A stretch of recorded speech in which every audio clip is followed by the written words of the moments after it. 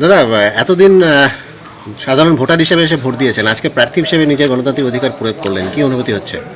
অবশ্যই অনুভূতি একটু তো আলাদা আগের থেকে। এবার তো নিজেকে নিজে ভোট দিলাম, সেক্ষেত্রে অনুভূতিটা একটু আলাদা অন্যান্য সময়ের থেকে। আপনি যে বুথে ভোট দিলেন সেই বুথে পুরসভা ভোটে একটা ছাপ্পা সন্ত্রাসের অভিযোগ উঠেছিল, আজকের পরিস্থিতিটা নিয়ে কি বলবেন? দেখুন, আজকের পরিস্থিতি যে গত গত 2 বছর আগে পুরসভা ভোটে যে মানুষের গণতান্ত্রিক অধিকারের উপর যে আক্রমণ নিয়ে আসা হয়েছে, তার প্রতিবাদ, তার উত্তর মানুষ, জলপাইগুড়ির মানুষ, এই বুথের মানুষ, এই ওয়ার্ডের মানুষ আজকে দেবে, এই ব্যাপারে নিশ্চিত। নিরাপত্তা কেমন দেখতে পাচ্ছেন বুথের? নিরাপত্তা আছেন, যে কেন্দ্রীয় বাহিনীর জওয়ানরা আছেন, রাজ্য পুলিশ আছেন, নিরাপত্তা ওনারা ওনাদের মতো ব্যবস্থা করে রেখেছেন, তো আমরাও আছি। পুরো ভোটের ছাপ এইবার হতে পারে বলে মনে হচ্ছে এখনো পর্যন্ত, না এখন পর্যন্ত শান্তিপূর্ণ রয়েছে?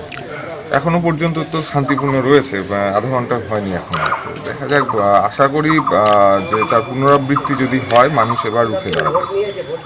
মানুষ সেভাবে তৈরি হয়ে এসেছে মনে হচ্ছে। দেখুন, মানুষের মানে ওই যেই ঘটনাটা ঘটেছিল তখন, সেটা মানে জলপাইগুড়ির ইতিহাসে কোনোদিন মানুষ দেখেনি। তো আর দ্বিতীয়ত হচ্ছে তার যে প্রভাব, তার প্রভাব কিন্তু মানুষের মানে জনমানুষের এখনো আছে। সুতরাং মানুষ মানসিকভাবে প্রস্তুত।